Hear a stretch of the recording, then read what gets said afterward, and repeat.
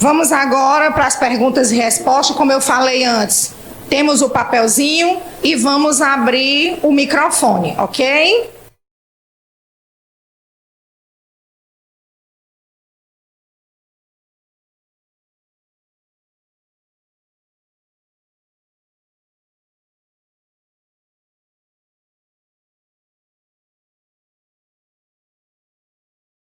Bom dia a todos. Estamos aqui nessa manhã maravilhosa na companhia desse irmão querido, Fernando Barbosa. Primeira pergunta. Doutor Fernando, o que fazer com os jovens que pós-pandemia tiveram que usar celular na escola didaticamente, mas não o fazem? E agora ainda receberam tablets, mas o uso não é feito para instrução, e sim diversão? Basicamente quem deu o tablet, né? Que a função seria essa, e erra também a não supervisão. A gente precisa entender que a tecnologia de informática ela veio para nos ajudar. Ela não vem para criar problema, né? Um dos nossos confrades, muito conhecido de todos vocês, o Quezado, disse que nunca fez tanto divórcio depois da pandemia. E pessoas que diziam assim, eu quero me divorciar. E Quezado pergunta, por quê? Não, é porque na pandemia a gente ficou conhecendo um ao outro e eu só vi defeito. Então o indivíduo só viu o defeito da mulher, a mulher só viu o defeito do homem, porque trabalhavam tanto que se viam só à noite, né? Então isso é o que se chama de artificialismo das relações, né? A tecnologia da informática, ela está aí para trazer conteúdo. Ela, na verdade, ela é neutra. Agora, a quem vai usar? Agora, naquele momento da pandemia, o uso do celular era a única coisa que o Brasil na área da pedagogia tinha. Então, eu vi sobrinhos usando o celular e tendo aula de 8 às 11. Como é que pode? O menino não aguentava mais, né? Mas o governo não estava preparado, nem nenhum de nós mundialmente estava. O que é que isso deu? O Brasil retrocedeu na área pedagógica entre 20 a 50 anos. E vai dar muito trabalho para você conseguir resolver isso. Então, se o celular, ou o tablet, ou o computador estiver sob supervisão de pais bastante zelosos por isso, não vai trazer nenhuma anomalia, nenhuma enfermidade. Mas se você deixar a criança ou a adolescente à vontade, você não sabe com quem seu filho está conversando, com o quarto fechado, o celular ligado, a internet. E a gente sabe que existe atualmente a inteligência artificial, e existe um fenômeno chamado Deep Web, né? Eu não sou tecnólogo dessa área, mas tem gente aqui que eu conheço que pode falar muito bem. E dentro desse Deep Web, você pode pegar uma pessoa masculina, transformar a voz dele no corpo feminino e ele se aproximar da mocinha, principalmente, e começar a traçar planos de pedofilia. A primeira coisa que vai dizer é o seguinte: eu preciso tirar suas medidas.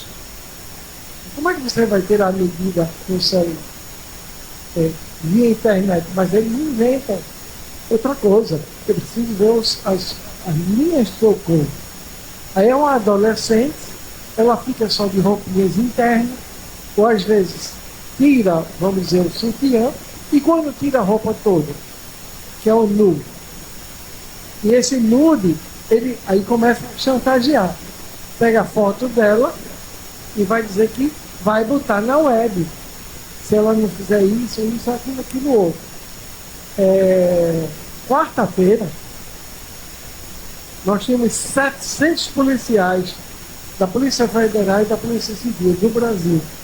Prenderam 50 pedófilos. É a Operação Cone Sul, Cone Norte e Caribe. Então, o Brasil, Estados Unidos e Caribe. Tudo ao mesmo tempo. Entendam que a pedofilia é uma doença moral daquele que entende.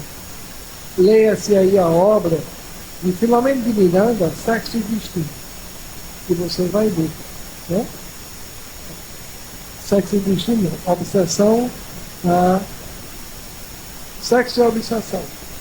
O capítulo 5 fala sobre o padre Amário, que sofreu pedofilia na infância e se tornou um pedófilo na vida dele. Vamos abrir o microfone. Quem quer fazer alguma pergunta? Se não, passaremos para a próxima.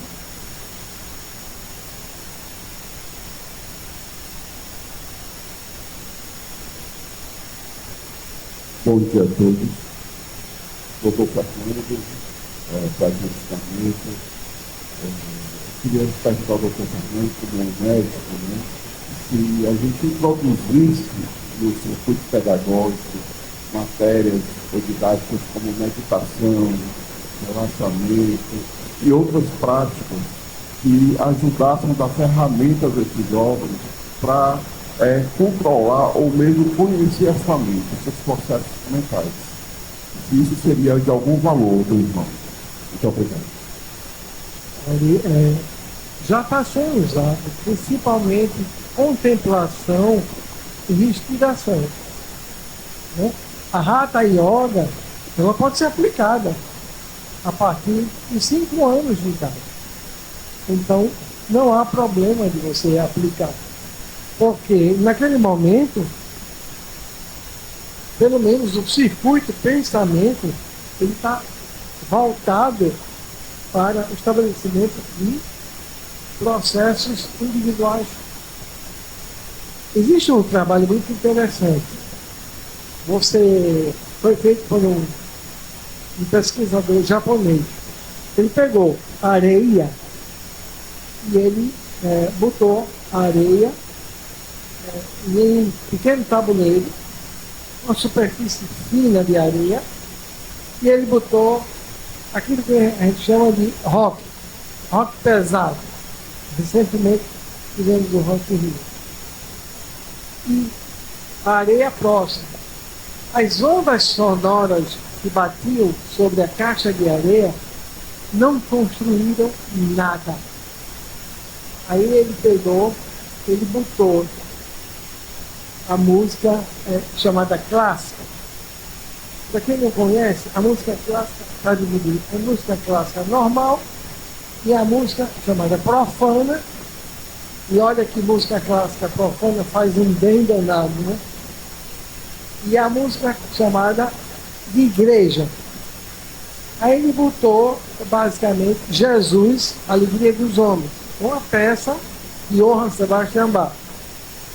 E o que desenhou, você não vai acreditar.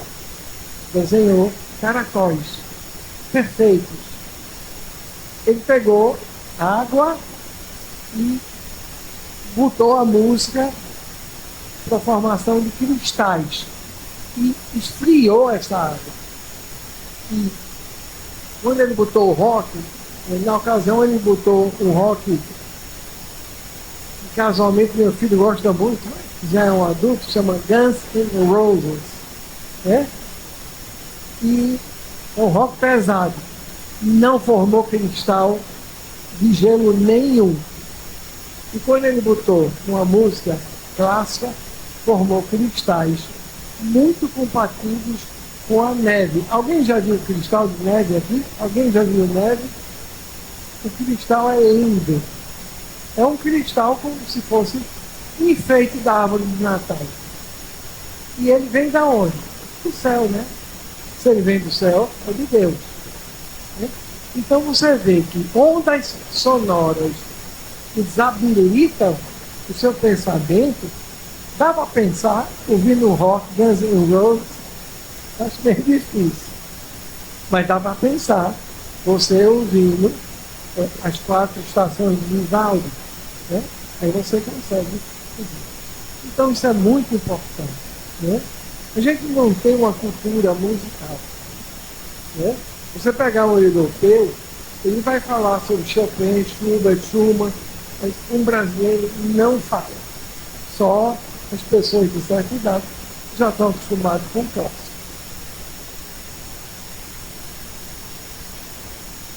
Vamos passar a pergunta agora para o nosso irmão Heber. Bom dia. Como fazer quando as crianças já estão viciadas em celular? Bom, eu considero importante, antes da gente tratar diretamente da questão do uso do celular com a criança, a gente compreender o desafio do uso da tecnologia. A tecnologia, ela vem para o mundo como uma possibilidade da gente construir o bem. Do mesmo jeito que a providência divina possibilita que a gente tenha, através do trabalho, também acesso à alimentação. Do mesmo jeito que todas as possibilidades que a vida humana recebe da mão de Deus, da providência divina, através do nosso esforço, do nosso trabalho, são oportunidades que a lei divina nos dá para que a gente cresça espiritualmente, intelectualmente e moralmente. Se eu compreendo os fenômenos humanos e dentro deles os desafios que esses fenômenos são construídos por nós socialmente e não só individualmente, a gente vai perceber naquilo que o Dr. Fernando bem colocou, o recurso, como a tecnologia, o celular, ele em si, o celular, ele não pensa, ele não tem como se movimentar a não ser sobre a ação humana de alguma maneira. Ele está ali para ser uma possibilidade de crescimento da gente, do mesmo jeito que um queijo de manteiga, né? Uma carne de sol. Bom, eu não vou mais nem falar porque, né, a gente já está perto, né, doutor Fernando, do almoço. Pode ser que esse conhecimento perturbe a gente, né? Mesmo sem ser o celular, uma tela, não é? Mas vai para a tela mental, a gente fica lá e esquece da vida aqui. Então, isso significa que para a gente enfrentar o desafio do vício da tela, no caso da fase da reencarnação infantil, a gente tem que se perguntar primeiro, antes de ir para o efeito direto, que é a criança viciada. Quem a viciou? Porque não foi o celular não saiu andando, aí encontrou com ela, fez um encontro e disse, fique comigo todos os dias. Não. Mesmo que o obsessor queira do lado de lá, vai ser difícil ele movimentar o celular. Ele vai precisar de um ser humano que adquire o celular. Menino, que coisa impressionante, não é? Vai lá, se compromete 12 meses. Se for um iPhone, é 48 meses. Raríssimas pessoas têm 5 mil, 8 mil reais para dar à vista no iPhone, por exemplo. Ah, mas o celular tem a ver com a tela da televisão? Ah, tem. Com as telas de outdoor que a gente tem pela cidade? Vixe, também tem. E o cartaz pregado na parede? Também. Tudo isso é tela, né? Só que as telas específicas que o Dr. Fernando também está falando são aquelas que emitem ondas eletromagnéticas que estimulam o nosso cérebro de uma maneira muito particular, como ele colocou aqui.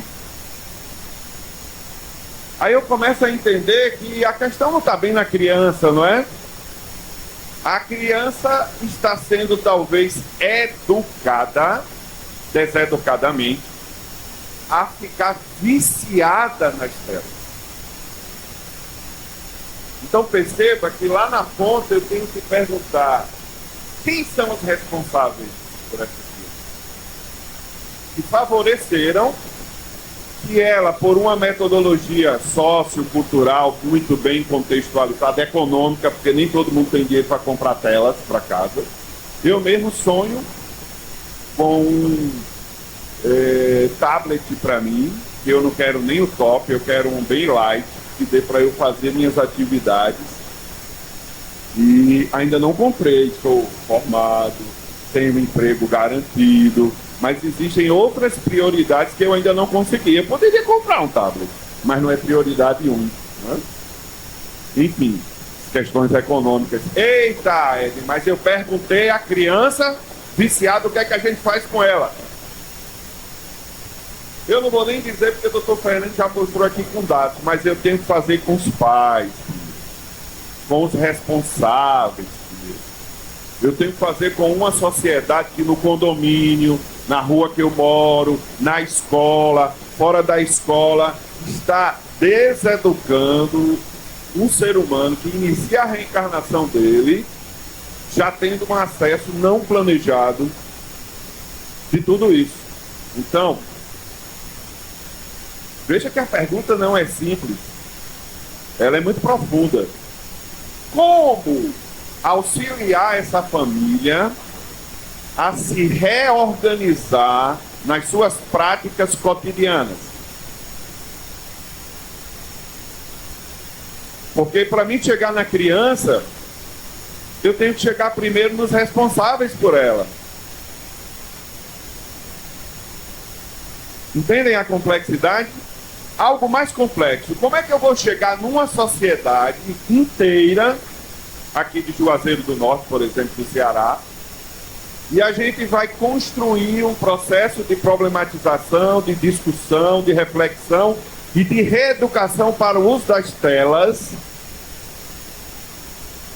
em todos os níveis. Porque o mercado, vou dar só um exemplo que muitas vezes a gente nem percebe. O mercado do marketing em Juazeiro do Norte usa telas absurdamente violentas. Aquela que você vai dirigindo, você esquece de tudo porque a força de emissão eletromagnética de uma super tela, super HD, 4K, impede que você veja a trilha que você está dirigindo o carro, na bicicleta ou até a pé. O seu cérebro já viu e o seu olho ainda não captou conscientemente. Aliás, o cérebro, do nível consciente, não captou, mas o olho, o cérebro já viu. E aí, aquilo tudo são telas. Aí a gente coloca tudo na criança. Claro que aí você vai levar lá para o doutor Fernando, que foi de Juazeiro do Norte, ele ainda atende, né? E outros especialistas que existem que vão ajudar a essa família se reeducar. Porque o que nós pais fazemos geralmente é dizer que o problema está na criança. E não assumimos que o desafio está em nós. Como é que eu vou chegar na criança se quem a educou não tem consciência de que fez isso? Esse é um ponto. Segundo ponto, isso exige esforço, trabalho. Allan Kardec disse que a educação numa perspectiva espírita precisa não só de conhecimento intelectual, mas precisa de mudar o hábito do indivíduo, hábito social, hábito de como eu me alimento, de como eu me conduzo na vida, porque é um conhecimento que tem implicações práticas na nossa maneira de ser no mundo. Não é para a gente ficar citando a questão só do Livro dos Espíritos, a gente saber até explicar muito bem, que a pessoa diz, menino, é tão simples isso, não é? E eu pensava que era tão complicado. Se isso não implica num compromisso de mudança ética do nosso comportamento, da nossa maneira de ser, dos hábitos. Kardec não estava falando de hábitos numa perspectiva behaviorista, que é aquela que você dá um estímulo e tem uma resposta quase que automática. Ele está falando do hábito da minha conduta ético-moral na sociedade. Então veja como é importante. Ed, mas também tem a dimensão da obsessão. Tem. É óbvio que tem. Onde tem o mal, ou existe uma obsessão coletiva, ou existe uma obsessão coletiva e individual, depende de cada caso. Mas socialmente a gente obsedia as pessoas. Isso é conhecimento espírita. Não vai encontrar isso em lugar nenhum, a não ser no espiritismo. Então, se eu entendo tudo isso, vamos para o trabalho. Existem especialistas, a gente precisa deles, porque não é possível a gente tratar de determinados desafios dessa maneira sem procurar um especialista. Então, eu tenho dois caminhos. Se eu não posso financiar esse acesso, eu procuro enfrentar as lutas que o SUS me coloca, mas eu vou ter espaço para isso. Existem espaços que são das redes de assistência e promoção do indivíduo, e o SUS também nos dá, o CRAS e outros mais que existem, que a gente tem que buscar. E se eu tenho condição, eu vou priorizar para o atendimento. Para que nós nos reduzimos. Quando a gente está obeso, e o médico diz, tem que desencarnar aí um pouco de gordura desse corpo, não tem?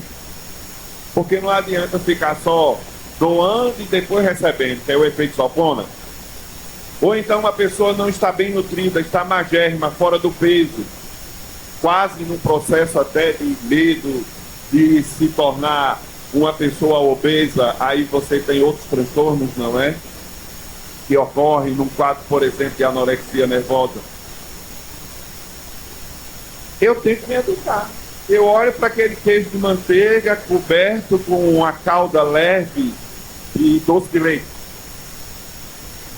Aí eu olho para aquilo e eu tenho que dizer, irmão queijo, irmão doce de leite, eu amo vocês. Eu até quase não resisto vocês, mas ou eu tenho uma boa relação com vocês, porque o problema não é o queijo. O problema não é o doce de leite, é o quanto socialmente a gente foi educado. Eu fui educado por Fernando, e aqui eu acho que ninguém foi, mas só eu, a dizer assim, filho de pobre nunca diz não, quando a coisa é comida. Vocês conhecem essa história? Eu aprendi bem direitinho isso. Segundo, minha avó, minha bisavó, minha mãe, meu pai, sempre disseram assim, meu filho, você não comeu quase nada. 1 quilo depois, eu não comi quase nada. Você tem que comer mais, tá amarelinho, tá isso, você não vai se criar desse jeito. E eu comia 1,2 kg que não tinha nenhum problema. Ainda botava um recheio de calda de chocolate com sorvete e fazia com sorvete. Como é que eu ia chegar aos 110 quilos um dia? Foi sorte minha não chegar mais. Aí foi, eu estou há 15 anos trabalhando numa reeducação alimentar, praticando esporte há 6. E mesmo assim, quando chega São João, São Pedro, Ave Maria e todos os santos, eu saí de 103 bem rapidinho para 108. Dei uma cochilada na atividade física, porque o metabolismo da gente aos 57 anos, ele resiste em liberar gordura, em se tornar mais massa magra do que massa gorda, tudo isso. Então quem perguntou sobre isso, que é uma dúvida de todos nós, porque todos nós, até os especialistas têm. Se o doutor Fernando tivesse um filho ou um neto com essa realidade, vai ser um desafio. Ele tem mais conhecimento do que nós, mas isso não diminui necessariamente o desafio, porque eu posso ter o conhecimento intelectual, mas a mudança de hábito depende do outro e do conjunto dos seres humanos que estão responsáveis por educar aquele ser. Então, eu não vou dar respostas, porque o caminho depois do seminário de Dr. Fernando é muito claro para a gente junto aos especialistas. Mas a gente tem que entender que a responsabilidade é, acima de tudo, dos adultos que estão educando ou deseducando essa criança, para que eles Primeiro aprendam a vencer neles para depois ele reeducar o outro. Porque Gandhi só conseguiu reeducar uma criança que era diabética, não é? Ou quase diabética, para aprender a lidar bem com o doce, depois que ele passou uma semana trabalhando a ansiedade dele com açúcar, as dificuldades dele com açúcar. E depois de pouco tempo, o menino estava reeducado e a mãe ficou sem entender por que demorou uma semana, se o senhor conseguiu relativamente rápido. Não, é porque eu tinha que me reeducar primeiro. Porque ninguém educa sem se reeducar. Porque educação é mudança de hábito.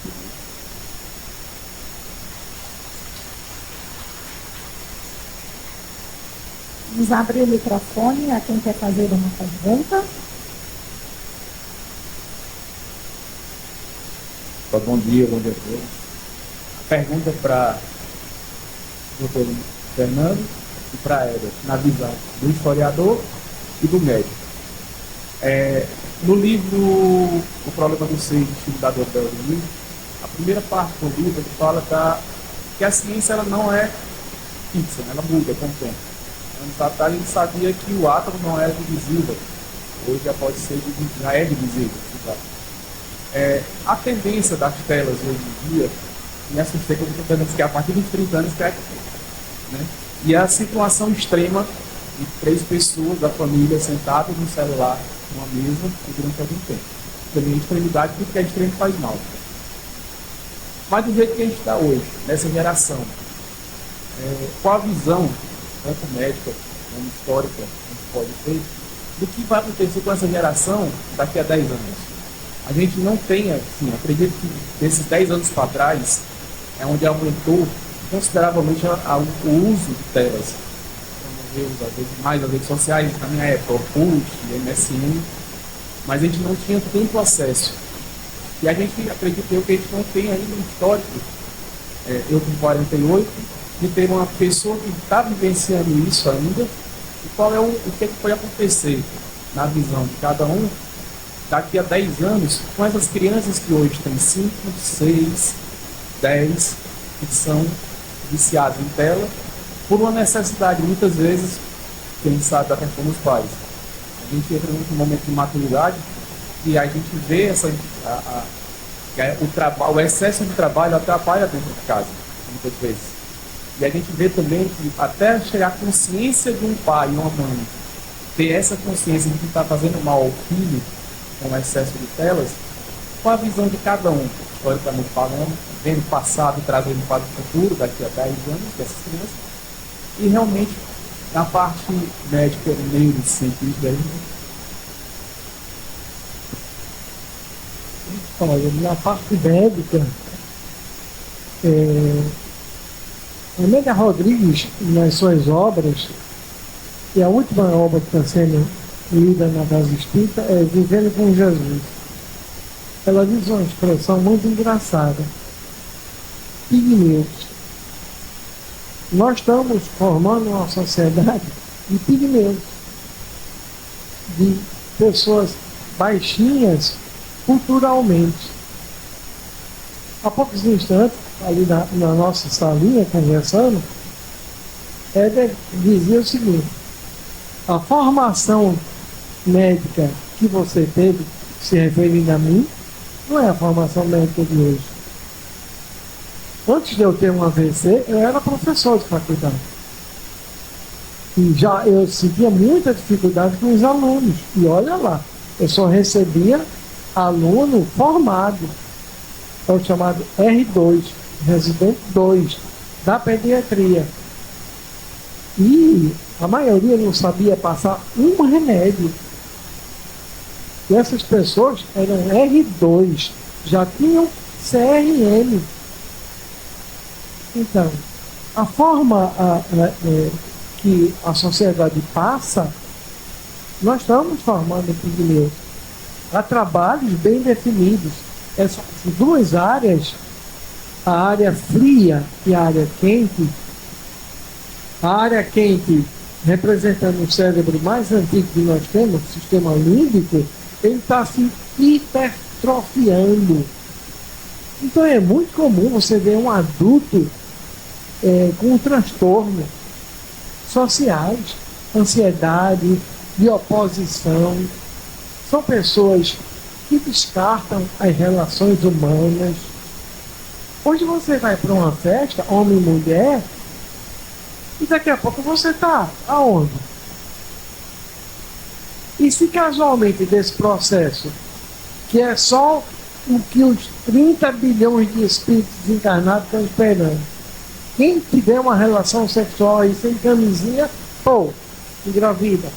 Porque os espíritos querem voltar e não tem corpo. Mas as relações ocorrem.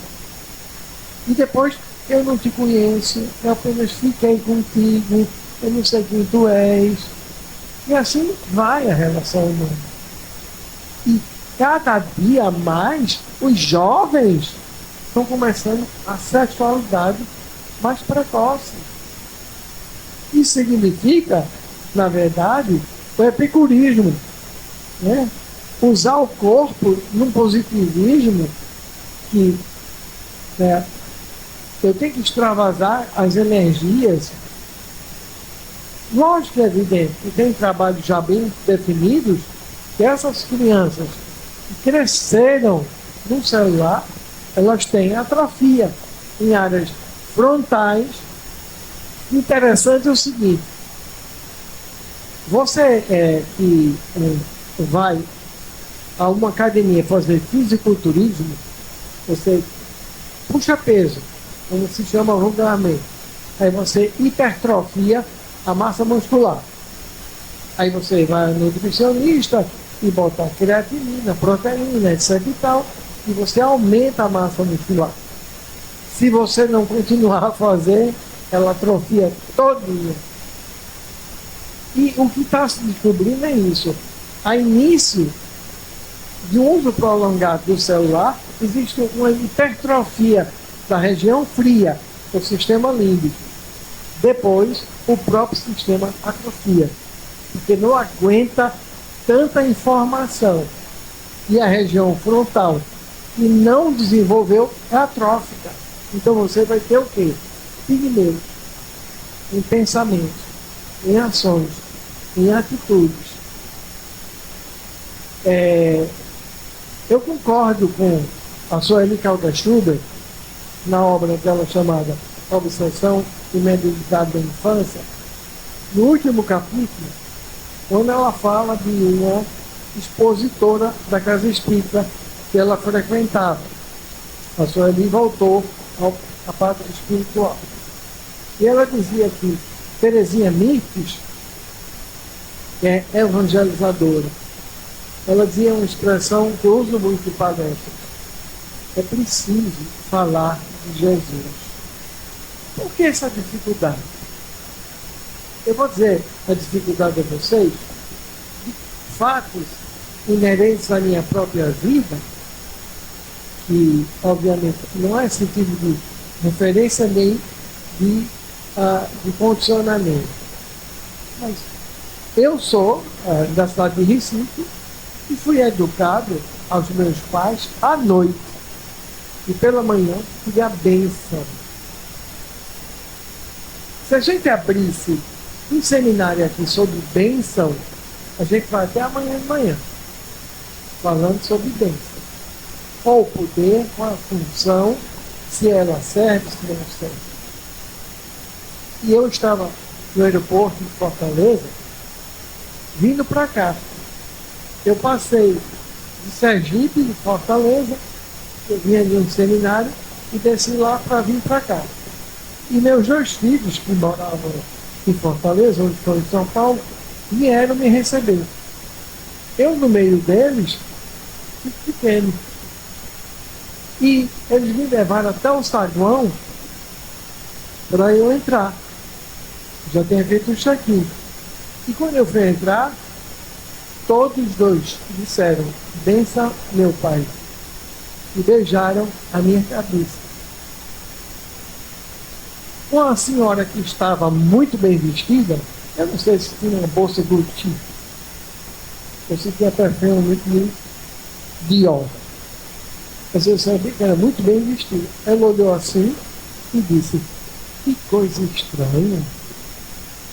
Há dois homens beijar o outro, pedir a bênção e dizer: faça boa viagem, meu pai. Desculpa a emoção. Se eu deixar de me emocionar com coisas como esta, eu nada fiz. Eu vou continuar me emocionando e vendo que o esforço que meu pai fez comigo serviu para meus filhos. Educação, como diz Pestalozzi, e que passou a Kardec lá em Verdon, é um conjunto de ações que lhe tornam-as úteis. Nós somos aquelas sementes de Deus e cada um de nós tem uma missão.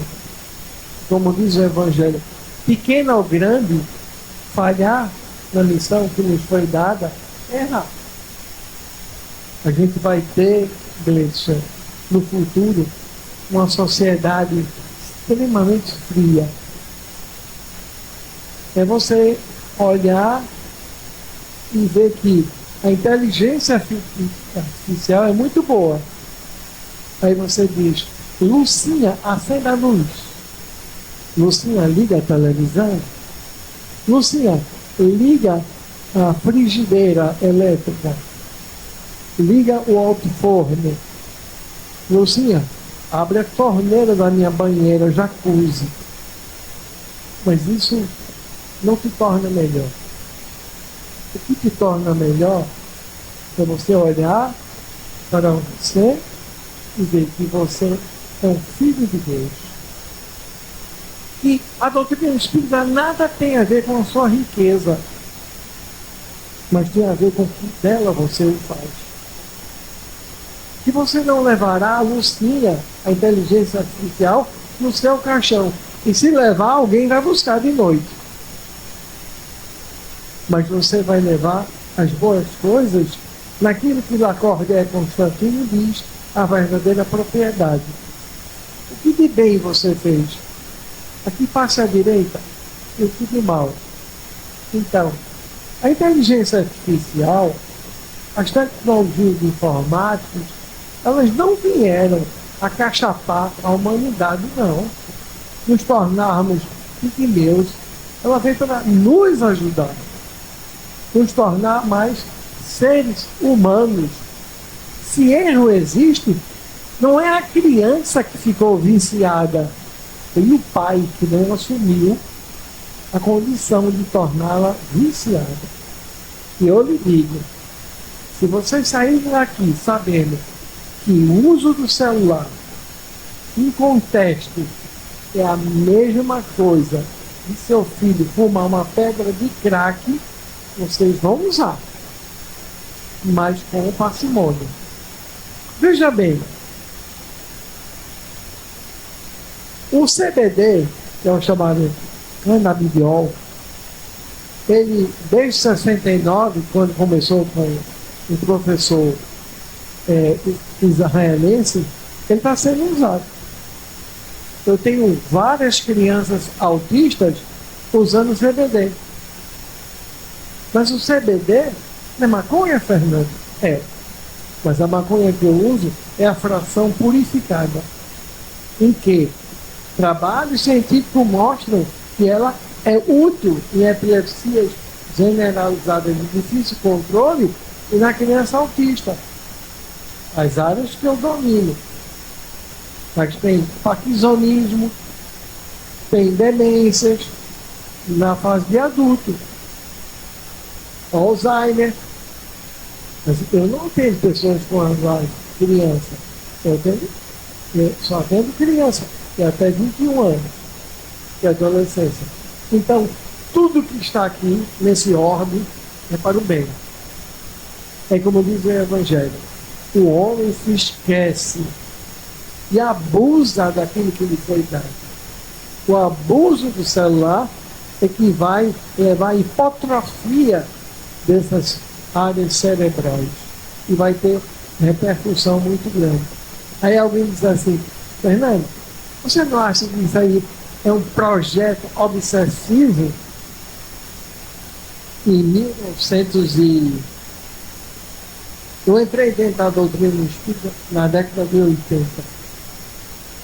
E nós tínhamos na Casa Espírita União e Caridade, e Jesus Nazareno, o saudoso orientador espiritual Manuel Gomes, que me introduziu na doutrina, a gente tinha reuniões de mentores, que eram nos dias de domingo. E essa frase eu vi e sempre guardei. A mentoria disse o seguinte: uma entidade veio e disse, nós já conseguimos dominar a família.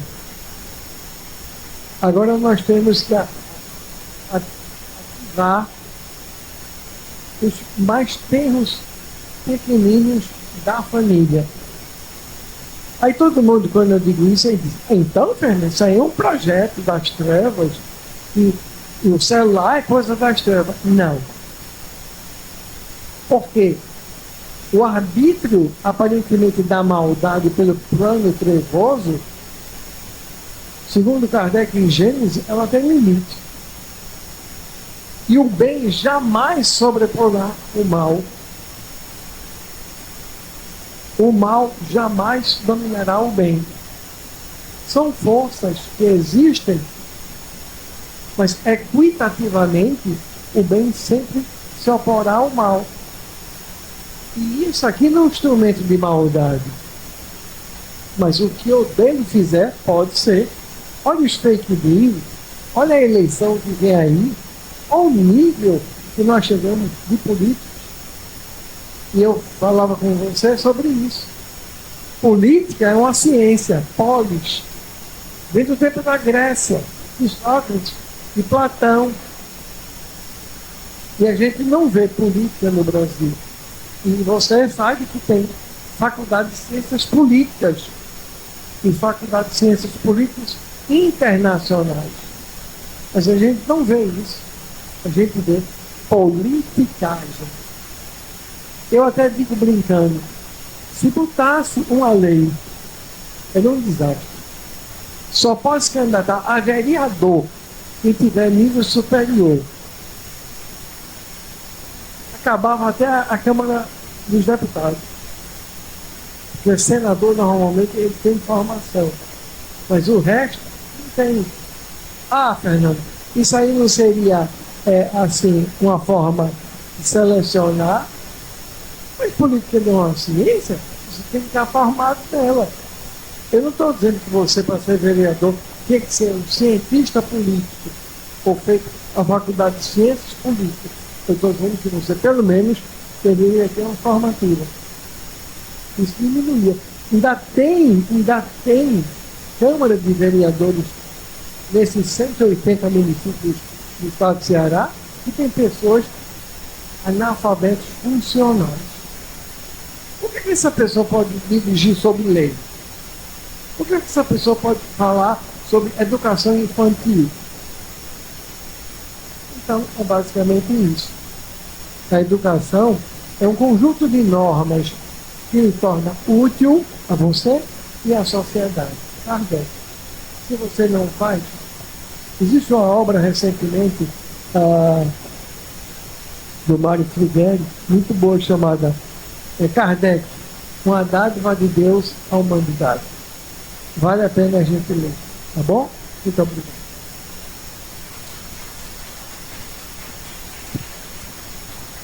O que a história tem nos ensinado é que a humanidade ela enfrenta desafios coletivamente, e à medida que o tempo da experiência humana em sociedade vai se amadurecendo, há uma possibilidade de mudança daquilo que a própria sociedade produziu e que com o tempo vai evidenciando que aquela produção desorganiza a própria sociedade.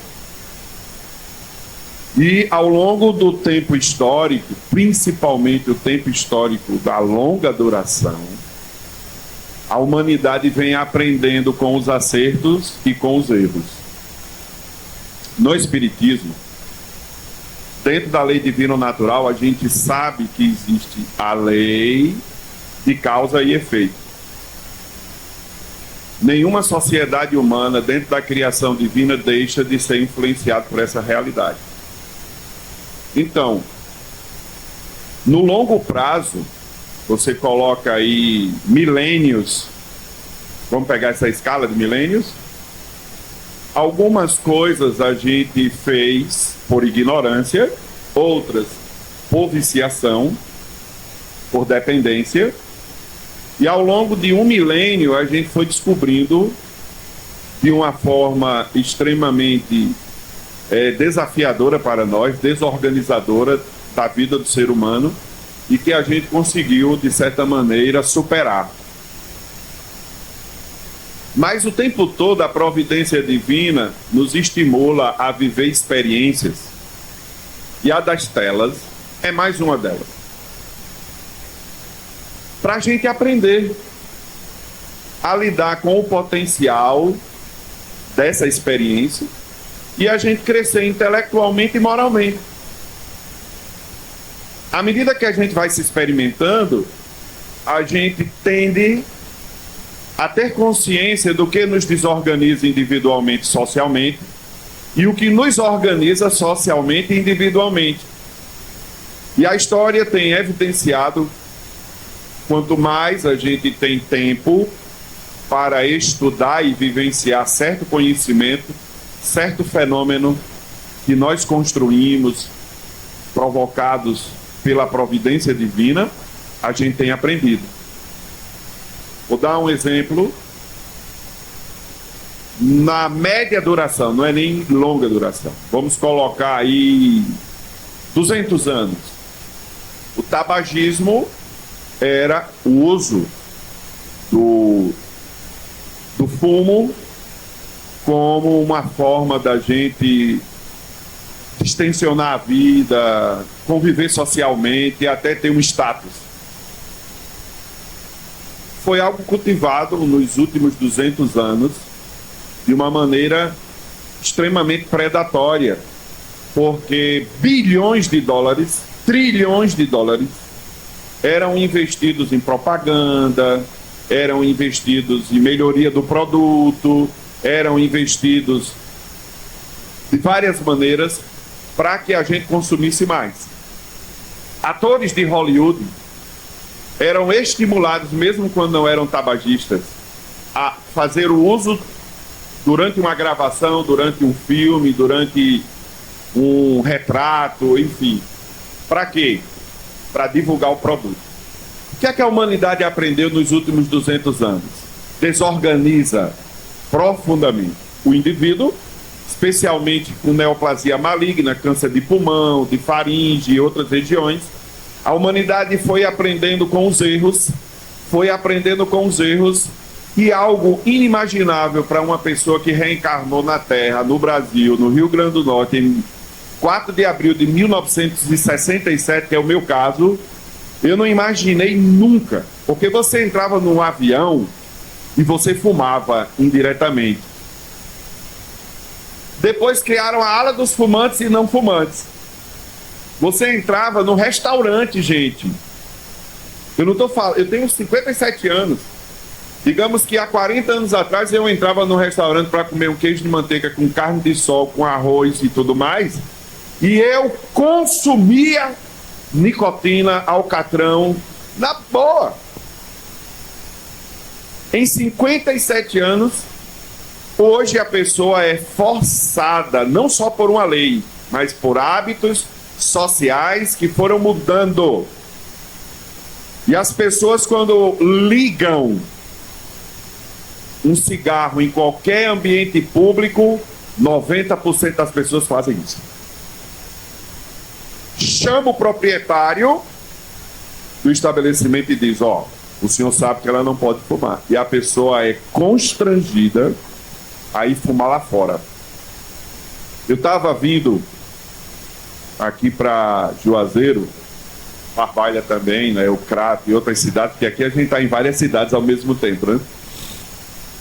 E eu entrei numa daquelas empresas de 2 irmãos, onde os ônibus param, para quem vai de ônibus poder comer de alguma forma, fazer um lanche e tal.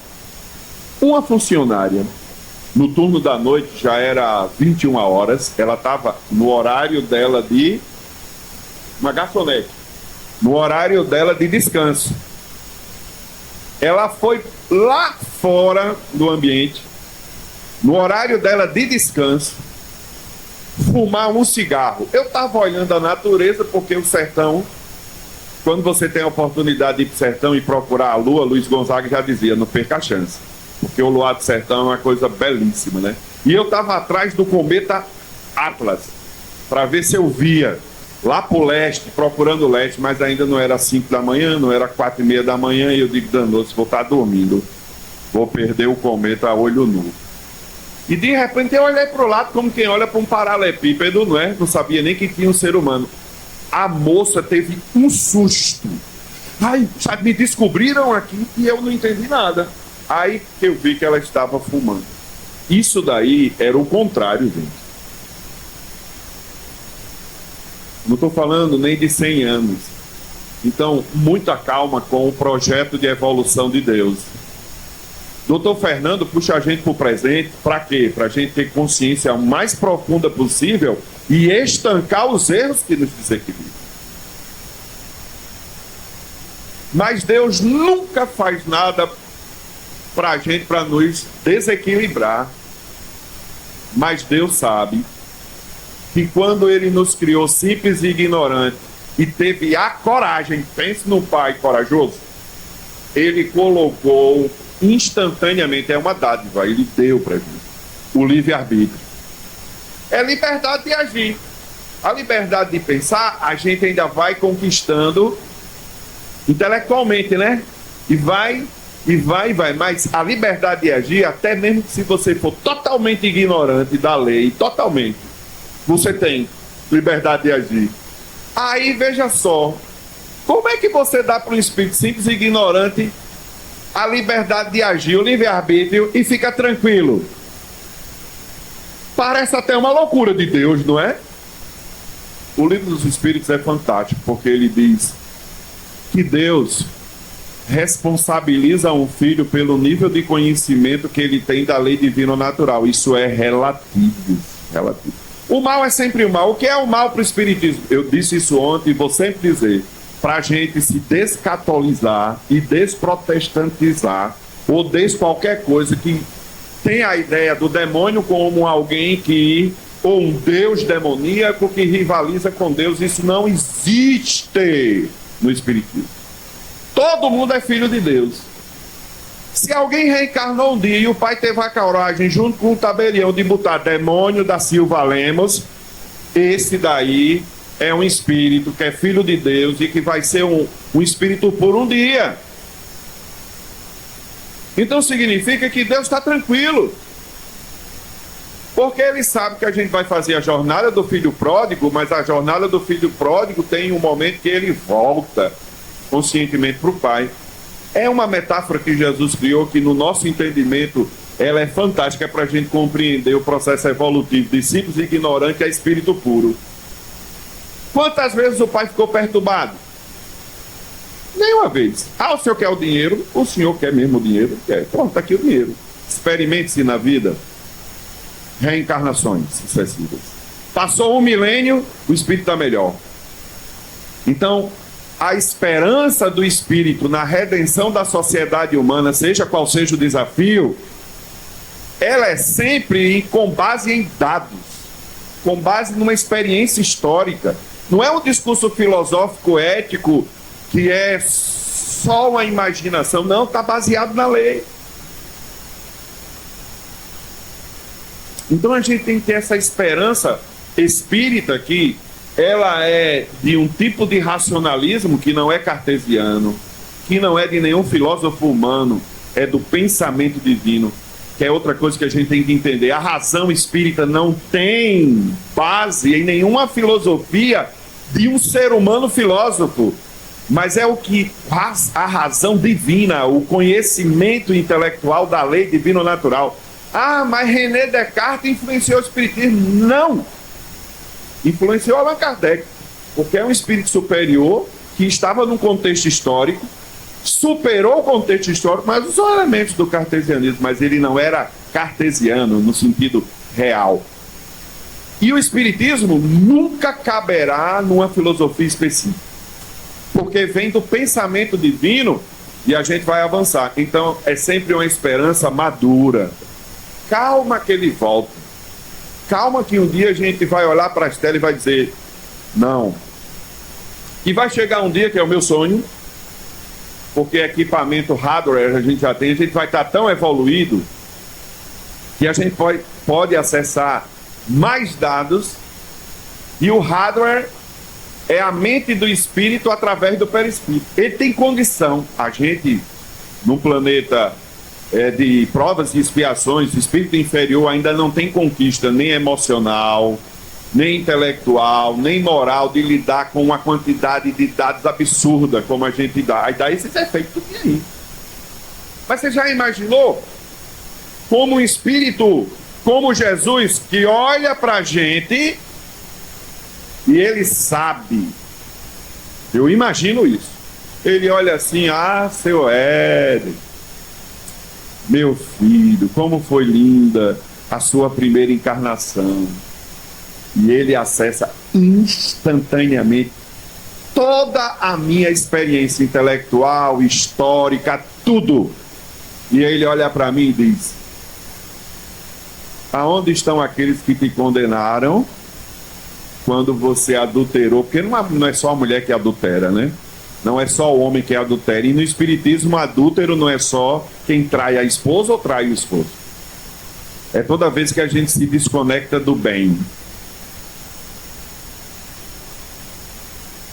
Aí ele olha para mim e diz, poxa, como você cresceu, não é? Mas você ainda é um espírito imperfeito, então eu também não te condenarei.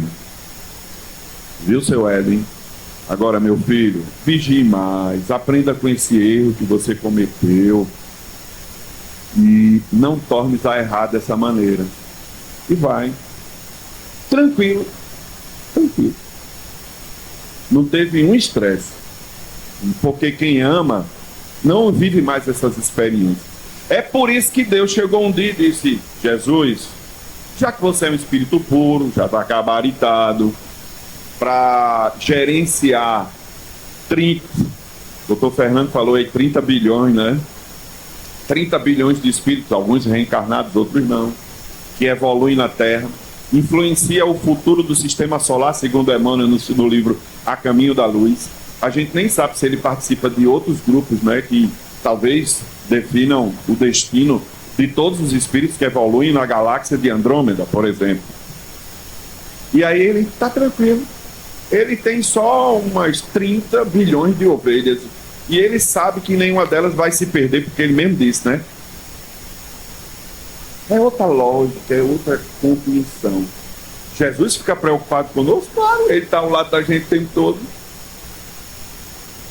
Mas a gente não pode perder a esperança de que todo mundo foi criado simples e ignorante para ser espírito puro. Eu não quero ser espírito puro. Não é eleição democrática. Eleição democrática, a primeira que teve, crucificaram Jesus, foi terrível. E foi quase 90% de contra 1, não é? 1%. Ainda acontece hoje nas eleições municipais, estaduais e federais do mundo todo, não é só do Brasil, não. E aí o que é que acontece? Acontece que depois de 2 milênios e 24 anos, a gente está bem melhor. Mas significa que a gente já está totalmente melhorado? Não. Então, a história ensina-nos que a evidência mais forte é que a gente vai vencer todos os desafios. Agora tem uns que eu preciso de 1 milênio.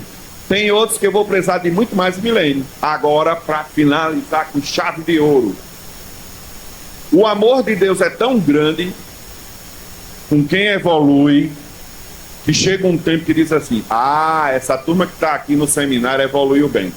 Então a terra que vocês produziram, que é melhor do que há 4,5 milhões de anos atrás, ou há 5 bilhões de anos atrás, agora tem uma turma que merece viver nessa terra. E tem uma galera aqui, tem uma turma aqui que não quer esse negócio de aceitar o próximo do jeito que ele é. Não, eu só aceito se for espírita, porque eu não odeio esse povo que é do candomblé, da umbanda, esse povo que é materialista, esse povo que é fundamentalista, não é? Na religião e tal. Se prepare, porque a gente vai estar na lista daqueles que vão pegar o aeróbus para um planeta menos evoluído do que a Terra.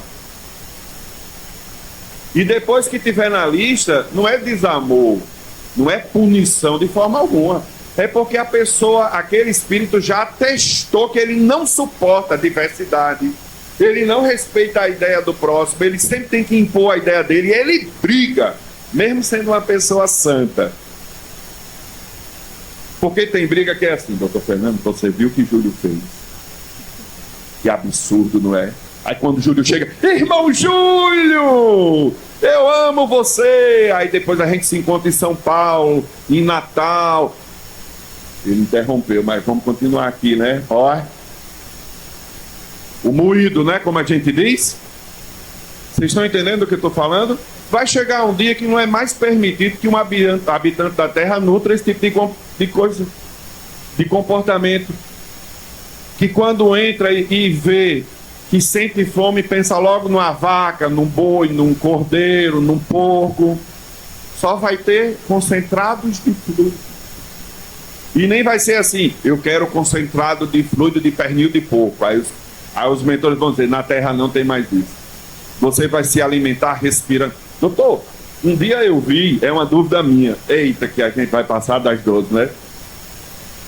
Ainda hoje a gente tem uma noção muito equivocada de nutrição, não é? Eu estava lendo um artigo uma vez que dizia assim, a nutrição humana tem, me parece que 20% do que a gente ingere e 80% do ar que a gente respira, uma coisa mais ou menos assim. Eu pensava que é o contrário, que a gente comia tudo que a gente entra pela boca, né? E que era o maior percentual, mas na verdade a nutrição humana tem mais a ver com oxigênio do que necessariamente com o que a gente mastiga e engole todo dia. É verdade mesmo isso? Olha, ele já está confirmando. Então significa que vai chegar um dia que a gente... Você leia, é uma opção em 2000. Tá lá. A gente respira o hausto divino, né? E a gente precisa muito mais desse ectoplasma que está aqui do que o alimento. E é por isso que tem pessoas que se alimentam muito pouco já, materialmente falando. Inclusive, no próprio processo de nutrição do nosso corpo, tem mais oxigênio do que a gente imagina, né? Então, veja só, um dia vai ter isso. Como é que um espírito que não pode ver uma vaquinha no roçado, que ele não pensa na carne de sol bem passada ou mal passada, não é? O irmão, vou dizer outro, o irmão porco, não é? A irmã galinha, o irmão peru já é mais ou menos devagar, né? O pessoal só no Natal. Ou então uma pessoa que tem que tomar Coca-Cola, tem que tomar refrigerante, tem que tomar um aperitivozinho para abrir, culturalmente, viu isso? Para abrir o apetite, né? E a pessoa é dependente disso, vai ter que ir para uma comunidade dentro da criação divina que ainda cultive esses hábitos.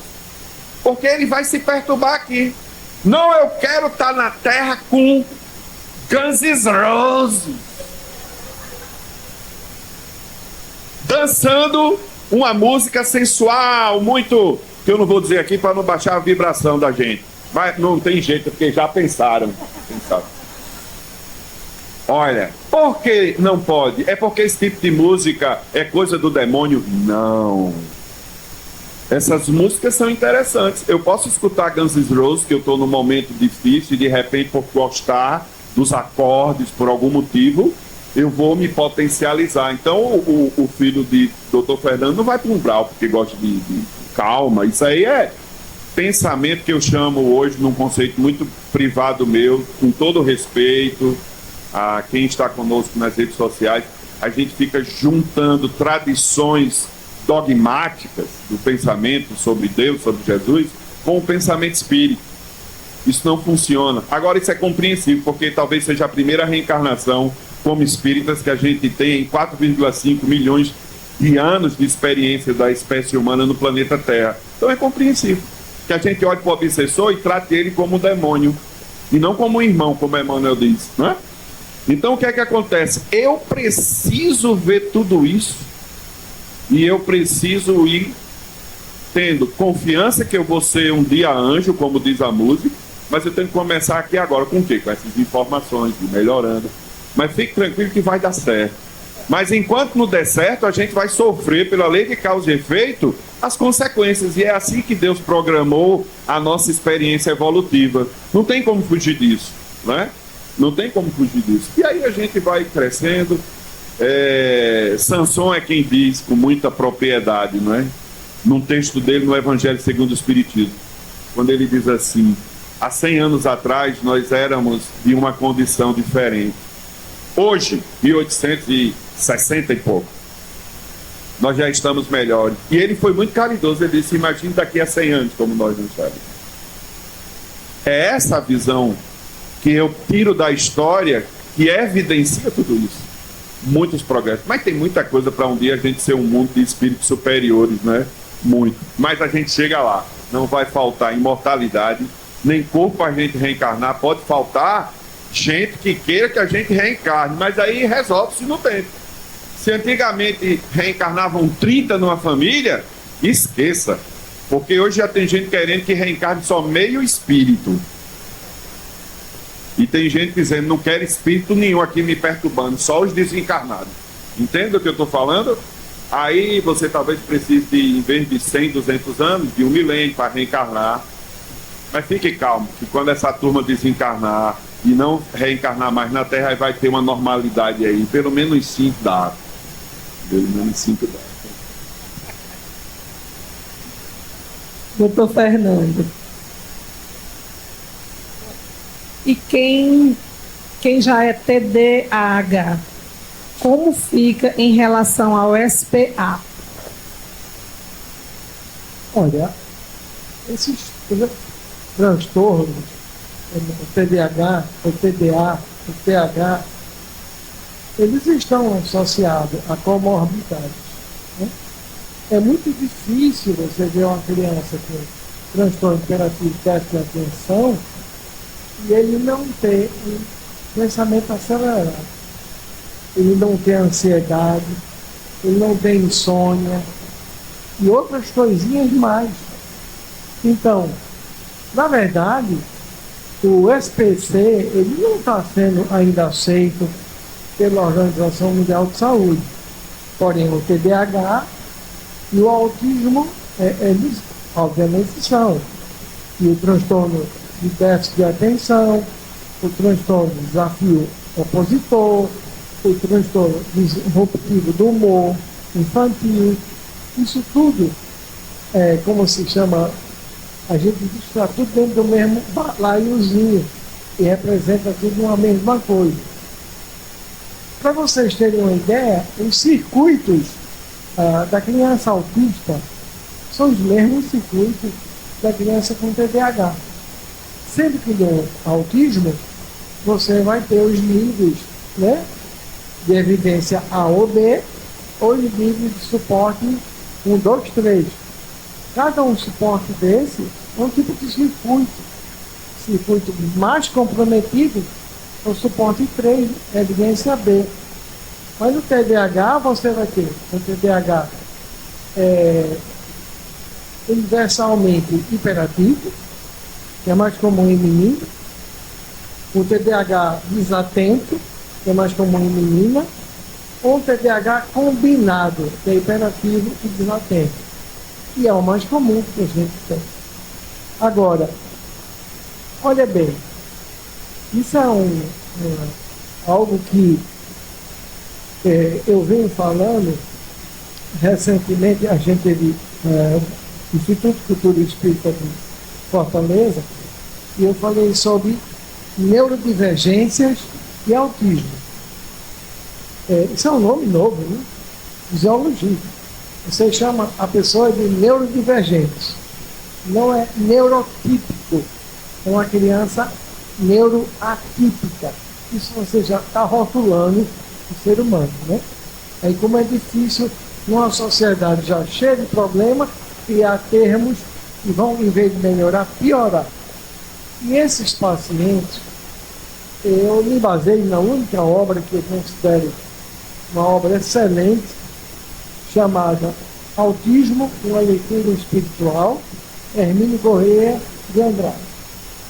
Hermínio era eu diria que ele era além de ser poliglota, ele era um paliata. Paliata é aquele indivíduo que é muito comum, acho que das encarnações dele. O Swedenborg, quem já leu a história dele, sabe que ele é um paliata. Ou seja, Swedenborg era magnetizador, era político, era cientista, alquímico, era médico, aí vai tudo, né? Da mesma forma, Franz Anton Mesmer, que tinha essa capacidade como magnetizador. Então, Hermínio Miranda era um homem de múltiplas facetas. E ele pediu licença, lá pela década de 70, para escrever essa obra sobre autismo, uma leitura espiritual. Se você não vê a criança como um espírito, você não explica nada. Na verdade, você não vai explicar coisa nenhuma de ninguém se você não olhar para o ser humano e ter a certeza que é um espírito. Então você, por intermédio do espírito, e já que não temos acesso ainda em carne, mas teremos o acesso daquilo que você falou há poucos momentos, na obra Nossa Vida no Além, doutora Marlene Nobre, que foi quem fundou as Sociedades Médicas Espíritas, ela descreve um fenômeno muito interessante que André Luiz vai descrever em Obreiros da Vida Eterna, na Desencarnação de Dimas, capítulo 13. E ela descreve exatamente isso. Após a morte, entendendo que morte é uma coisa e desencarne é outra, e não existe um desencarne igual ao outro, esse desencarne vai gerar em você aquilo que você não quer ver. Chama-se hiperamnésia post-mortem. A hiperamnésia post-mortem é quando você fica diante daquela tela belíssima de 70 polegadas e vai passar sua vida todinha. O que você fez de bom e o que você fez de ruim. Interessante é que se pergunta, para que vivenciar e sofrer tanto? É porque você não pode perder essas passagens, porque elas se transformarão naquilo que Joana diz, na visão dela junguiana. Se vocês não sabem, Joana foi quem preparou a reencarnação de Jung, porque Joana ela traz a análise junguiana da vida humana, e aquilo que você vê vai se transformar em arquétipos. Arquétipos são personalidades que vão ficar incitais no seu corpo perispiritual, na camada mais externa do pletério corpo causal. É ali que, na hora final, você tem acesso. Então, o seu corpo fluídico, na verdade, é o seu arquétipo, é a sua essência. E esse arquétipo precisa ser guardado. E é por isso que, vez a outra, vem arquétipos à tona e você passa por aqueles momentos. Quando você fala das reencarnações, me lembra a expressão de Kardec. Por quê? Eu falei há poucos instantes sobre isso. O assassino de hoje transformar-se-á no anjo do amanhã. Eu disse isso há muitos anos atrás. Aí um confrade disse assim, não concordo. Eu digo, então, você não concorda com a reencarnação. Porque se você não achar que aquele que mata hoje será um anjo amanhã, você não aceita a encarnação. Porque a única forma dele se transformar no homem bom, ele se autocompreender. Atualmente, ele mata porque é mandado matar, é pistoleiro, ou porque ele ficou com raiva e matou. Mas esse homem, se questionado, e Kardec aborda isso em Evangelho segundo o Espiritismo, se você perguntar no fundo se há algo que ele ame, ele ama. Interessante é que a maioria deles são dogmáticos. E você pergunta, você não teme a Deus? Eu temo, doutor. Mas a minha vida é assim. Aí ele vai cantar a Gabriela, nasci assim, eu serei assim. Não é assim que você vai ficar. Né? Você vai evoluir. Então, hoje nós estamos vivenciando a primeira reencarnação como espírita. E o conteúdo é muito grande. Você sair do dogmatismo antropomórfico do século IV para hoje, o que é a doutrina dos espíritos, como diz Marco Antunes da FEB? É o Evangelho redivivo de Jesus. E o Evangelho redivivo de Jesus está dentro da consoante de Deus, que na questão 625 nos diz: eis o modelo a ser seguido, porque Jesus é o modelo de perfeição a que a humanidade se detém a seguir. Não tem algo mais puro. É ele o mais puro dos homens. Então, a gente tem que fazer a nossa parte e, lembrando a expressão de Kardec, a humanidade não dá saltos. E se nós já chegamos num domingo, meio-dia, o estômago batendo de fome, acabou, preocupado com o filho que vem, o marido que não quis vir, ou a mulher que não gosta do espiritismo, vocês estão aqui, gente, vocês estão 50 anos luz à frente, sabe de quem? De quem agora está se preparando para roubar um carro, para tirar uma vida, para negociar uma negociata, tirando da boca das crianças uma verba de alimentação escolar. Não pense que nós não evoluímos. Agora, a evolução é inerente a cada um. O Francisco de Assis nasce a cada 1000 anos. Quando o nosso querido Valdo Vieira, na década de 70, em Nova York, deixou Chico Xavier, Chico ficou sozinho, sem falar inglês,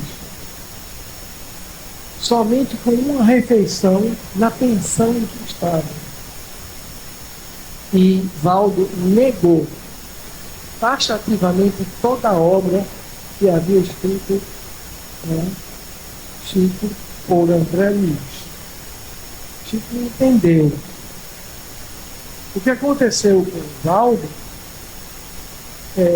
na biografia de Chico Xavier, o primeiro volume desse autor, que agora eu não me recordo o nome, ele diz que houve um fenômeno que é muito comum com qualquer um de nós, e o nome é extremamente estrambólico: retrocognição instintiva do espírito.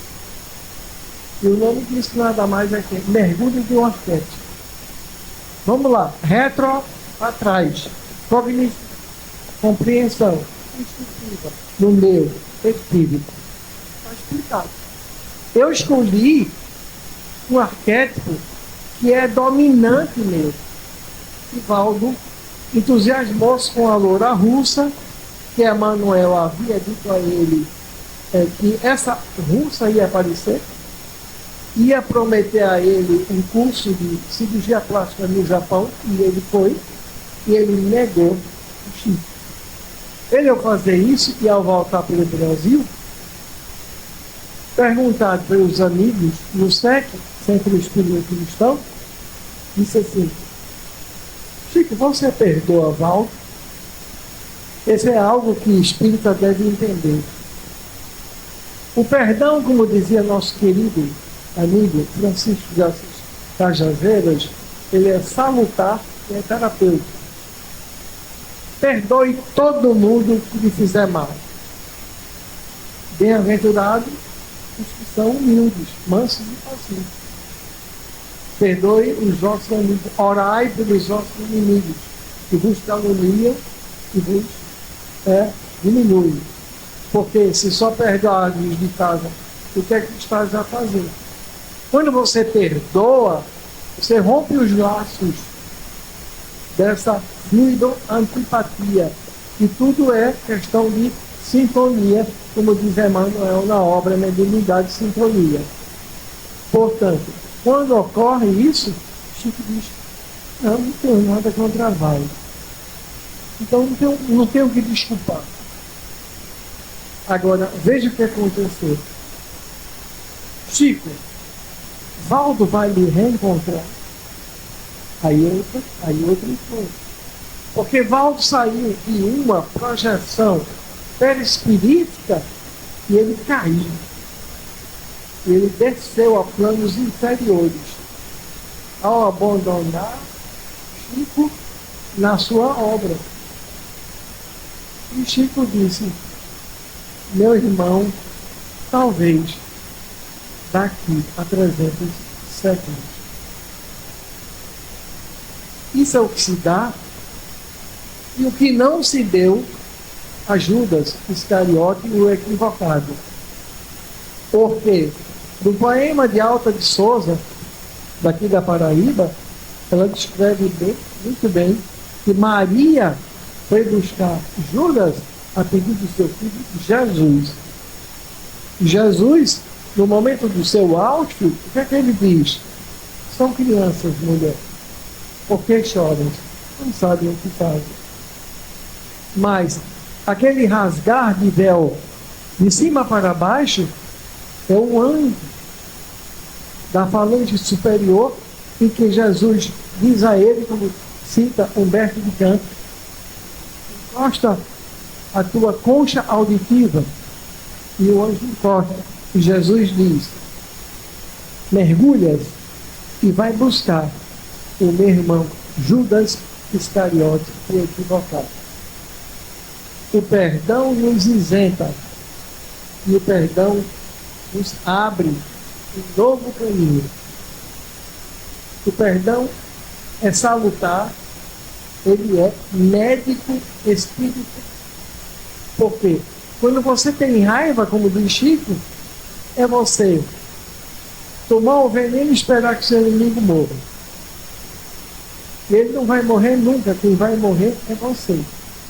Portanto, do anjo do futuro ao assassino do passado, a reencarnação como obra divina.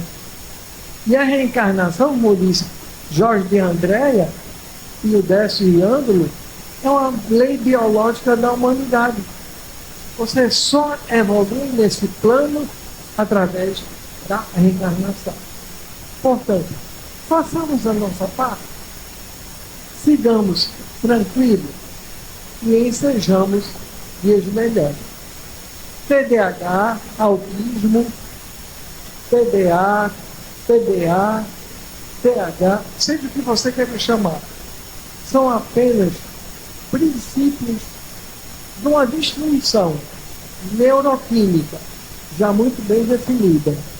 Mas naquela criança problemática é um espírito que precisa ser educado, amado e respeitado.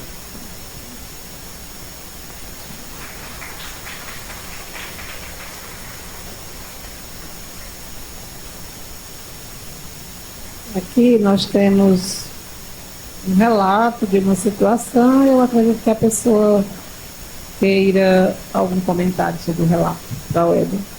Meu neto já tem 7 anos, mas desde que ele começou dos 3 para os 4 anos a falar bem, ele sabe quem está chegando em casa antes que essa pessoa toque a campainha. Diz o nome da pessoa e vai abrir a porta.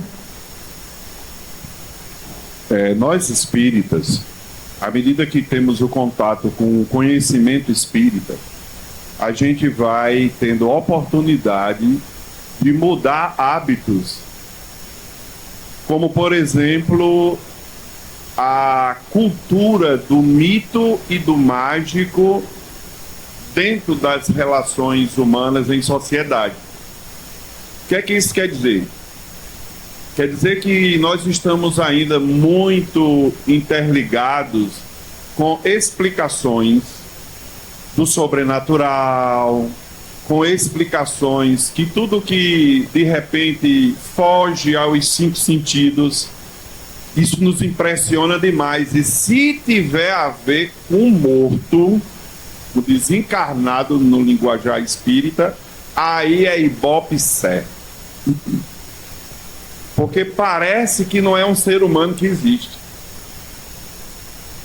Então, à medida que a gente fosse compreendendo a lei divino-natural, as relações entre reencarnados e desencarnados, que todos somos seres humanos, que ora a gente está na dimensão corpórea reencarnado, ora a gente está na incorpórea desencarnado, que todos somos humanos e que essa relação ela é intensa em todos os momentos da vida, seja no estado de vigília, seja no estado de emancipação. Todos esses fenômenos a gente vai olhar para isso com tranquilidade, tratar isso com tranquilidade, e a gente vai ter uma relação menos espantosa. Ora, se eu percebo há alguns anos que o neto, o filho, alguém que a gente se relaciona, ele tem algum tipo de percepção que é diferenciado da realidade comum dos seres humanos que me cercam, é uma realidade dele. É uma habilidade que ele já conquistou. Porque esses espíritos que estão conosco são como nós mesmos, seres espirituais milenares, que em cada reencarnação aprendeu muitas coisas, ainda tem muitas coisas a aprender. Se a habilidade ressalta, a gente vai tratar com naturalidade e o espanto foge. Eita, a criança está vendo minha avó que já desencarnou, vigia agora, leva para o centro espírita porque ele tem um problema. Não tem problema nenhum, não. Não tem problema nenhum. Agora, começa a ter problema quando ele vê um espírito que o perturba. Aí tudo bem. Aí é uma obsessão simples. Se a gente não cuidar, pode se tornar uma obsessão mais aprofundada, né? Então, mas até a obsessão eu vou tratar, já sei o que é, com calma, um princípio espiritual também participando do nosso seminário, não tem problema, a gente inclui a todos. Então, ainda mais nesse nível, né, que entra tranquilo, em paz, é melhor ainda. Então, observem que não existe problema com a criança, com o adolescente, com o adulto ou com o idoso, porque ele tem um nível de percepção diferente. A não ser que a evidência demonstre algum tipo de transtorno, algum tipo de patologia, que aí a ciência humana está aí para nos dizer e tem compêndio, vai para o especialista e analisa, principalmente se aquilo desorganiza aquela pessoa. Mas é a gente primeiro acolher a pessoa como ela é e desconstruir essa questão do sobrenatural. E viu um espírito, eita, viu uma sombra, eita, teve uma intuição, eita. Isso é uma desconstrução. Isso é indício de que nós ainda realmente estamos sendo espírita pela primeira vez. Porque uma criança que tem percepção espiritual, um jovem, ou um adulto, ou um idoso, normalíssimo. Normalíssimo. Ser obsidiado no nosso nível evolutivo, esperado demais. Esperado demais. Agora, a atitude para lidar com tudo isso é diferente. Ah, você está vendo o espírito? Que legal. Beleza. Aí ele apareceu de novo. Pode não ser legal. Mas ele é tão bonzinho. Apareceu de novo. Epa, diga para ele que nós aqui somos espíritos. Que ele pode conviver conosco. Os mentores estão aí. Né? Mas ele está aparecendo demais. Diga a ele que tenha mais humildade. Vá conversar mais com os desencarnados. Porque a gente aqui, a gente está reencarnado, então a gente tem que focar na vida, né, corpórea, tem que ir para a escola, tem que ir para o médico, tem que praticar esporte, e ainda não está numa idade para frequentar reunião mediúnica, não é? Então, como nós somos espíritas, diga a ele que, ó, vai ter agenda para ele no mundo espiritual. Aí você diz, procure os mentores da nossa família, procure os mentores do Jefferson ou de qualquer instituição que a gente participe. Se concentre no seu mundo, que é dos desencarnados. Lá vai ter muito mais movimento para o seu bem do que aqui. Mas o espírito não quer, porque ele ama, aí a gente vai orar, vai trabalhar essa família, para que a família ela compreenda isso e se desconecte. Porque mediunidade ou obsessão só se estabelece quando há sintonia. Quando alguém aprende a desintonizar, eu não tenho mais obsessão. O espírito é meu inimigo, o espírito quer me obsidiar, mas ele se perturba mais ainda no mundo espiritual e desiste. Porque ele vem uma vez, Éden, eu digo, fica com Deus, meu irmão, Jesus te guie. Éden, fica com Deus, irmão, Jesus te guie, Nossa Senhora também. Aí ele vem, Éden, eu digo, Jesus te guie, Nossa Senhora também. O meu mentor espiritual, Éden. Você repete 1000 vezes, ele diz, não vou mais perturbar esse Éden não, porque ele é quem está me perturbando. Entende? E a gente se desconecta. Então vamos aprender a olhar o médium como ser humano e não formar filas num centro espírita, porque tem um médium que o espírito mentor vem e aí tem 200 pessoas. Você já imaginou um centro espírita aqui em Juazeiro do Norte que o mentor espiritual seja nosso padrinho Padre Cícero? Eu estou falando sério. E tem um médium que recebe Padre Cícero, só ele. Vocês acham que se a gente contratar um terreno de 10 hectares por 10 hectares e montar uma instituição desse tamanho, vai caber o povo? Não cabe aqui. Para os católicos e outros, porque não vem só católico para a Romaria aqui, vem espírita também, receber a bênção. Vocês estão entendendo o que eu estou falando? Ah, tem um médium. Que maravilha, normal. Ah, tem um mentor. Normal, todo mundo tem. E um obsessor. Esperado. Aí a pessoa vixe, esse povo aqui não se emociona com essas coisas. Claro que a gente se emociona, mas a gente trata com outra emoção.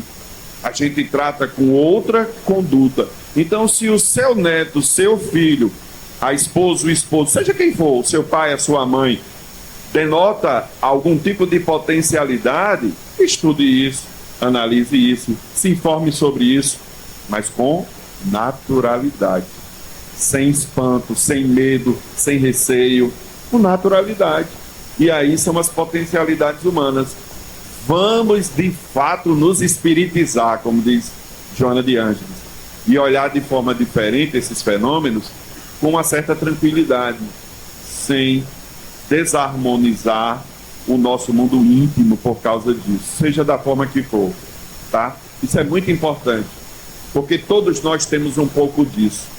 Se Divaldo tivesse aqui, Fernando, claro que vocês já são muito evoluídos, mas outras pessoas diferentes de nós iam vir só porque é Divaldo. E uma preste que tivesse espírita. Estou falando de outra perspectiva.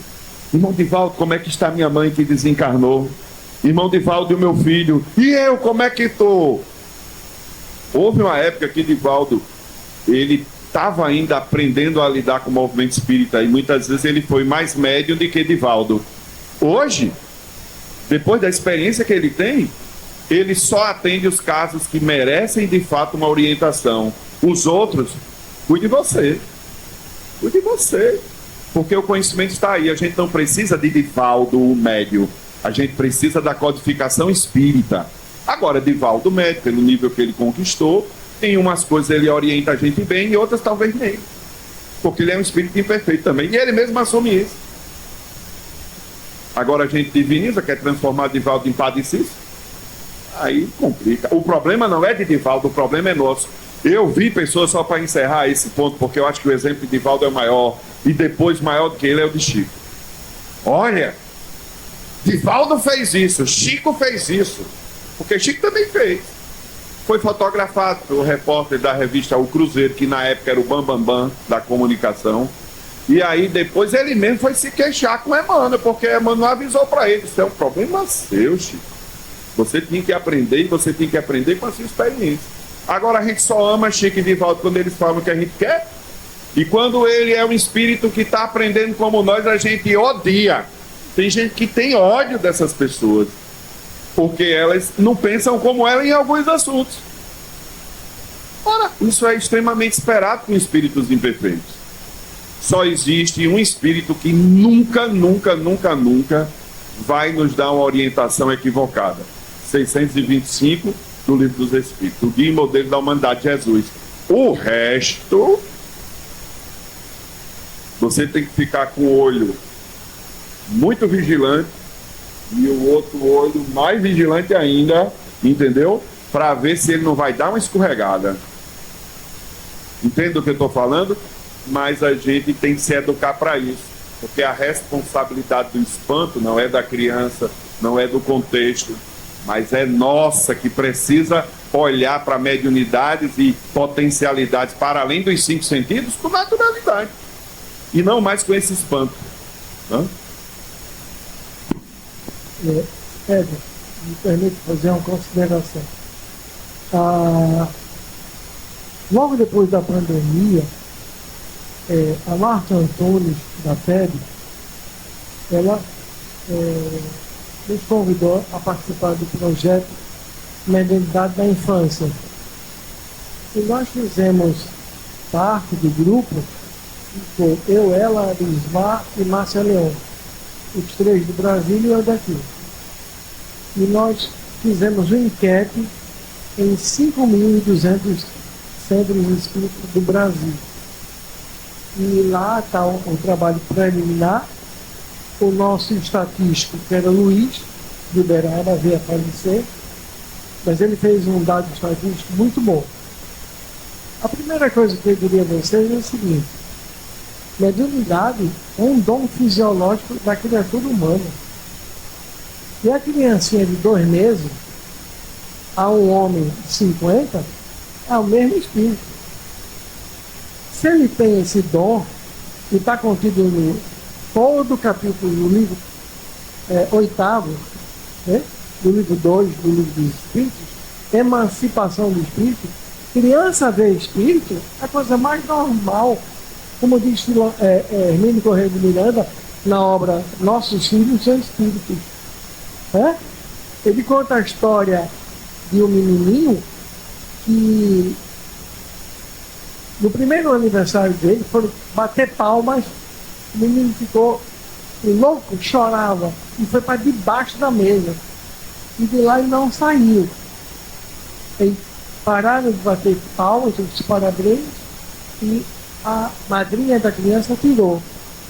No segundo ano, de novo. Aí no terceiro ano, casualmente a madrinha dele frequentava a casa espírita. E simplesmente quando pegou a criança, o que é que ele diz? Não bate palma não. Aí olha para o irmão e diz assim: neném, papá. Atirou nele. O irmão tinha tirado a vida dele em outra encarnação. Quando você batia palmas, o arquétipo dele voltava no sofrimento que ele foi.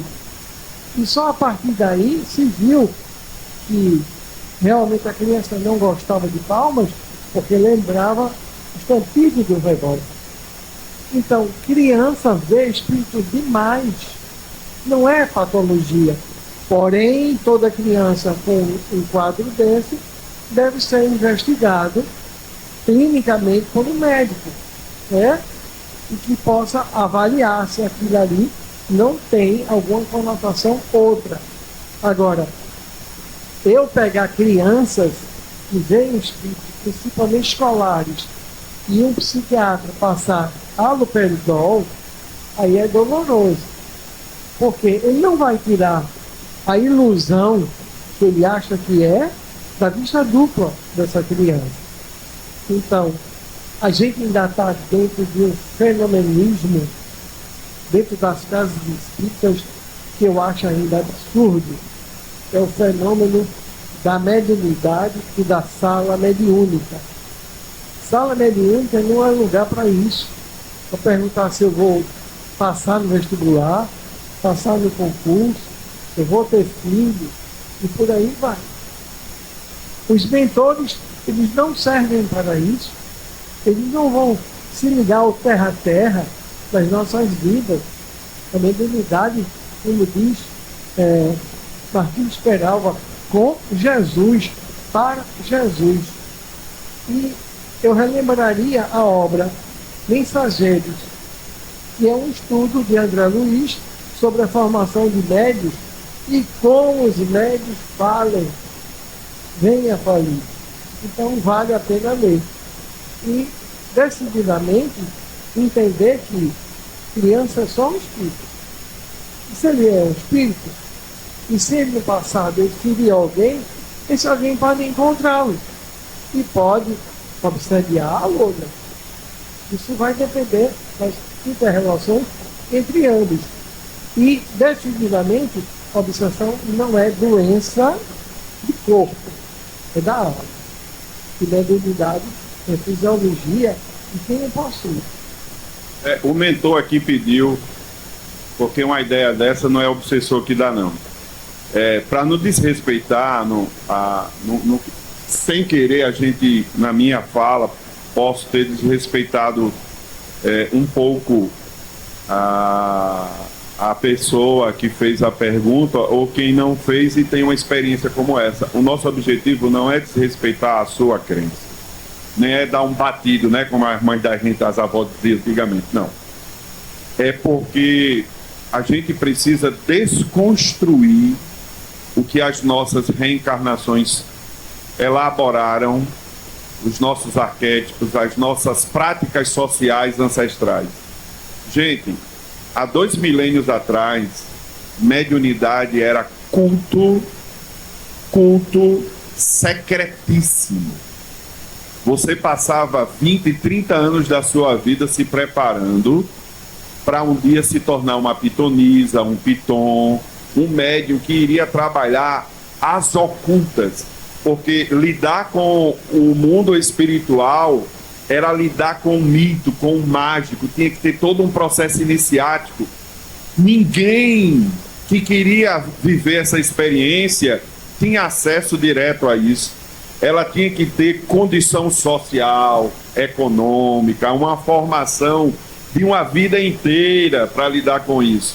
E de repente, isso daí criou uma ideia de que aquilo é coisa para poucas pessoas. Jesus trouxe a mediunidade para a praça pública. Por isso que na cultura hebraica ele teve muito conflito com o sinédrio, que era um poder teológico da religião e político humano, das relações da comunidade. E aí, até hoje, a mediunidade dentro da formação dos rabinos, eles conhecem, eles praticam, principalmente quem é da vertente da cabala. Mas isso não vai para a praça pública ainda hoje. Ainda mais que Moisés disse que a prática mediúnica não deveria ser realizada em público, mas em pessoas preparadas para isso. O que é que o Espiritismo faz? Pega Jesus e explica o porquê de nós termos e continuar fazendo isso, esclarecer à humanidade que mediunidade é Deus quem deu para a gente, é faculdade humana, todo espírito da criação divina, todo espírito é médium. A pesquisa de Allan Kardec evidenciou isso, no âmbito geral, intuição, digamos assim, e no âmbito específico, o leque do que ele registrou na sua pesquisa lá no Livro dos Médiuns.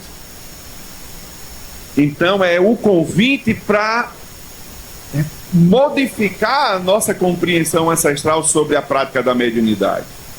É trazer para a lei da natureza. É descobrir que todos nós podemos lidar com a nossa mediunidade, sendo espírito ou não.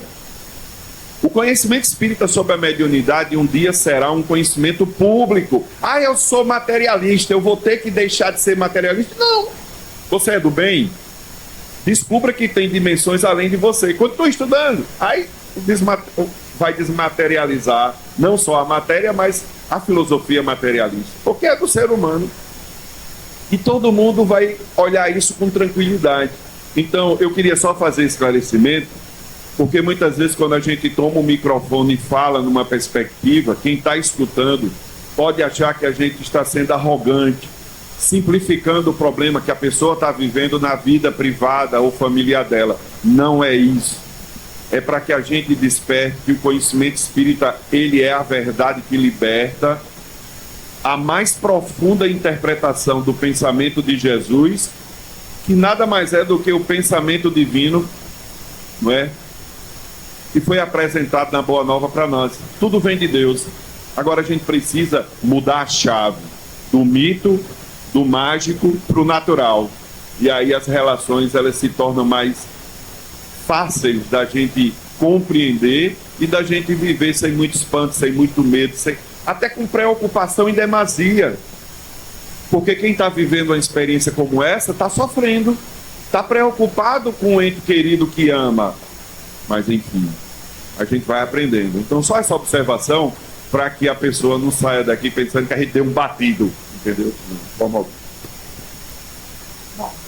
nossos agradecimentos ao conferencista Fernando Barbosa,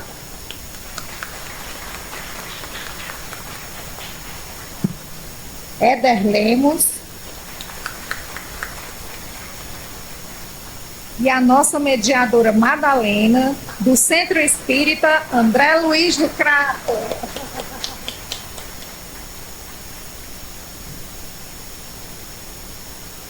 Agradecemos igualmente aos participantes por seus questionamentos que enriquecem o nosso aprendizado.